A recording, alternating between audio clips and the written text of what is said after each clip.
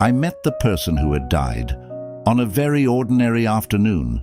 He stood there as if he had never disappeared, and I didn't ask anything. I met him again near the end of the afternoon.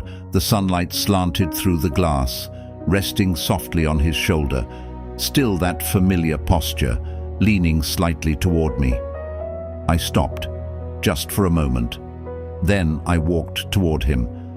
I didn't ask why he was here, didn't ask where he had been. I simply stood in front of him, close enough to see every small detail clearly. Nothing had changed. I let out a quiet breath, as if something inside me had finally fallen back into place. We didn't mention the past. No one spoke first. No one needed to. Everything flowed too naturally, like a missing piece had been cut out and now stitched back in without a trace. When we crossed the street, I walked like I always did, and like always, the moment I reached out my hand, someone held it, not tight, but firm enough. I didn't look down. I just kept walking, a little slower, so I wouldn't have to let go. In the mornings, he stood outside my door, no knocking, no calling, just standing there, as if he knew I would come out at night. We ate at the same old place. He still sat across from me. That seat had never changed. The air was quiet. We didn't need to talk much. Just looking up was enough to meet each other's eyes. So close, so real, enough to forget there had ever been a gap between us. I began to realize some things had never disappeared.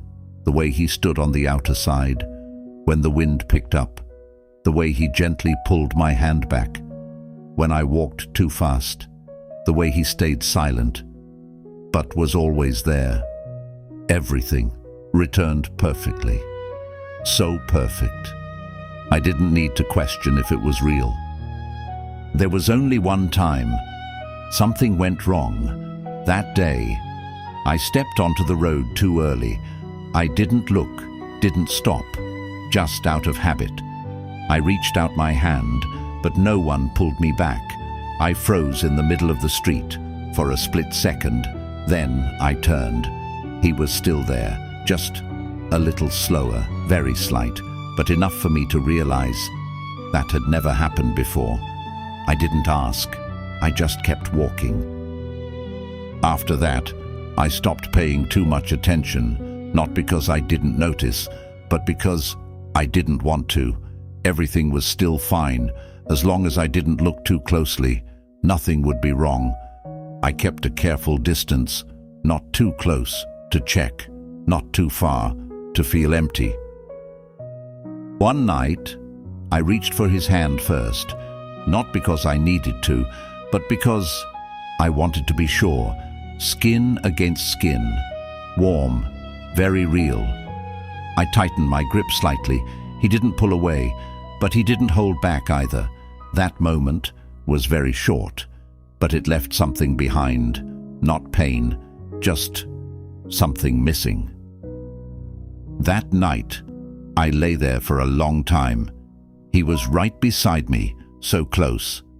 I could reach him if I wanted, but I didn't. I stayed still, as if keeping everything exactly the same. No changes, no checking, no questions. As long as he was still here, that was enough. The days after that, everything returned to normal. No more delays, no more misalignment. He was always there, at the right time, in the right place, as if nothing had ever gone wrong, and I didn't bring it up again, like we had both agreed, to pretend it never happened. The distance between us slowly disappeared. No more hesitation, no more space in between. We walked together, sat close. Our touches became natural, no longer needing a reason. Some nights, I couldn't even remember what we did. I only remembered he was there, and that was enough. I stopped counting days. stopped noticing time. Everything passed quietly, so quietly, I didn't want anything to change. We walked for a long time. No destination, no real conversation, just walking. Streetlights stretched our shadows, side by side, perfectly aligned. I looked down, then looked at him, and in that moment, I realized this was enough. I stopped. He stopped too. We stood very close. I looked at him. This time, I didn't look away, didn't brush it off. I just looked for a long time, as if trying to memorize everything. I stepped forward first. No waiting, no thinking. The distance disappeared. Our lips touched, soft, very soft, but enough to stop everything else. Nothing existed except that moment. When I opened my eyes, he was still there, very close, not gone, not fading. Everything remained so still. I didn't want to leave this place anymore. His hand was still holding mine, warm, clear, familiar, every detail, exactly the same as before. But something very small began to change. The grip, it didn't disappear. It just wasn't holding me anymore. I walked a little faster, out of habit, waiting for that slight pull, but it didn't come. The hand was still there, just no longer responding. We kept walking. The street was the same. Streetlights stretched our shadows, side by side, but no longer aligned. I slowed down. He didn't stop. He walked one step ahead, then paused, as if he realized it later than I did. Just one beat, but enough to make me stop. I looked down at our hands. His hand was still there, not gone, not fading, but the feeling wasn't complete, like there was a thin layer between our skin. I tightened my grip a little harder, as if forcing it back to normal, but the tighter I held, the emptier it felt. I stopped for the first time. I checked. I turned his wrist, slowly, carefully, watching every small detail. Nothing was wrong. Everything was perfect, too perfect. I let go, then reached again. My fingers slipped through, not because I let go, but because there was nothing to hold. I froze, didn't believe it. I tried again, this time slower, more precise, but the result didn't change. His hand was still there. I just couldn't touch it anymore. I stepped forward, faster, without thinking, just instinct. I reached out with both hands, like the first time. I tried to hold him back, but this time there was nothing in my hands, no resistance, no warmth, no presence, just empty air. No, that's not right. I just did it wrong, just a little off. If I reach correctly, I'll be able to touch him. I stepped forward, one step, then another. The distance didn't change.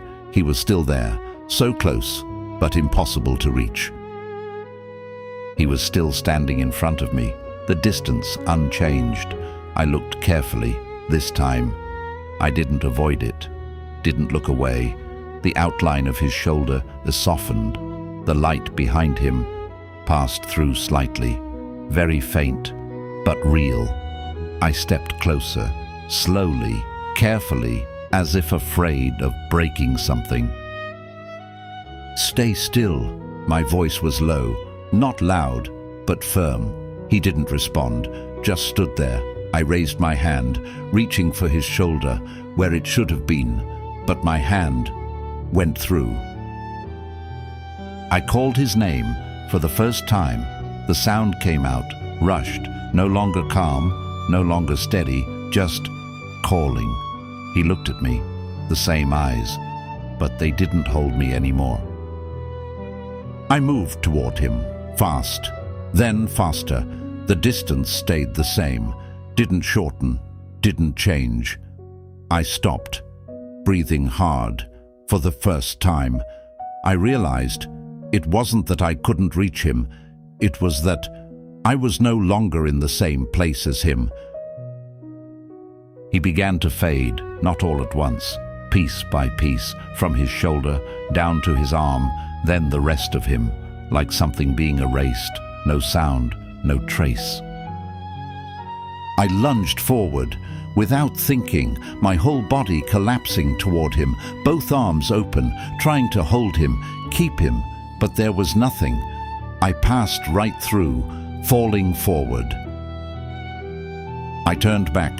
He was still there, but barely, like an image, about to disappear completely.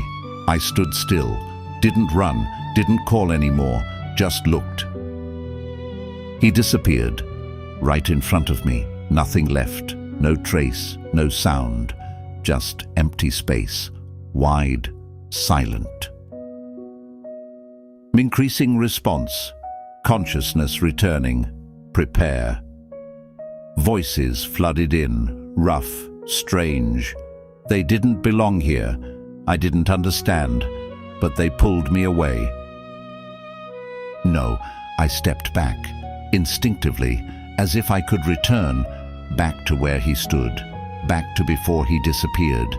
But there was nothing, only emptiness. A force, strong, invisible, but undeniable, pulling me out of that place. No asking, no choice. I tried to hold on, grab anything, but there was nothing to hold. The space cracked, not shattered, but torn, split into two layers. One side, with him, one side, nothing. I was dragged toward the other side. Light burst in, white, blinding, painful. I opened my eyes. Everything was different. The ceiling, the smell of medicine, the sound of machines.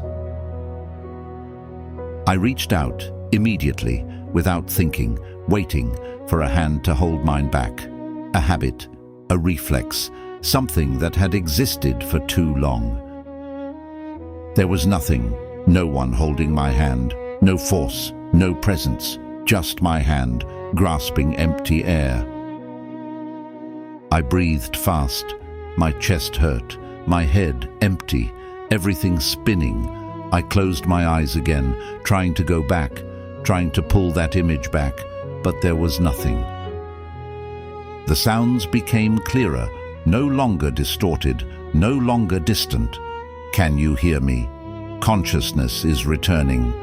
Keep him stable. I didn't look at them. I didn't need to. I only looked at my hand. My hand was still there, fingers slightly curled, as if waiting for something, a reflex that hadn't stopped yet. I clenched it. There was nothing in it. I turned my head, quickly, as if he was still somewhere nearby, in the corner of the room, right outside the door. If I just looked in the right direction, I would see him, but I didn't. He wasn't anywhere. No, that's not right. Something is wrong. I closed my eyes, trying to go back, trying to find that place again, the streetlights, the shadows, that hand. But the harder I tried, the emptier it became. You've been in a coma for 3 years. The voice was steady, emotionless. Before that, there was a call. You provided the location of a person. I didn't breathe, didn't move. We only intended to detain him, but the situation escalated. The victim died at the scene. Silence. No one said anything else, but every word remained. No one needed to explain, no need to ask more. I understood, immediately, like something had already been there inside me, just waiting to be pulled out. That rainy night came back, clearer than anything else. The sound of rain, the glow of the screen, his name, right in front of me. I stared at it for a long time, my finger hovering right over his name. I didn't call him, I called someone else, my voice. Calm, cold even. I know where he is. Not a single word wrong, no hesitation, as if I had already decided.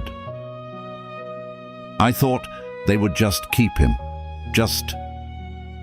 there, so he wouldn't leave, so he wouldn't disappear, so he wouldn't belong to someone else. That's what I thought. I thought I was keeping him, but in reality, I was the one who sent him away far enough that he would never come back. I forced myself up, couldn't breathe. My chest ached, everything shattered at once. His face, his voice, his hand, all of it, crashing into me. I reached out, instinctively, like I had for 3 years, waiting for a hand to hold mine back, waiting for him. There was nothing, there would never be again, no one to hold my hand first. For 3 years, I didn't meet him again, not once. I only kept him through memories, through illusion, through my own obsession. What I just lost wasn't the first time, but this time there was no way to get it back. Back then, he was always the one who held my hand first, always the one who pulled me back, always the one who kept me beside him. But that time, the only time, I was the one who let go. I closed my eyes, not to sleep, just because there was nowhere left to return to. If I could choose again, would I do it differently?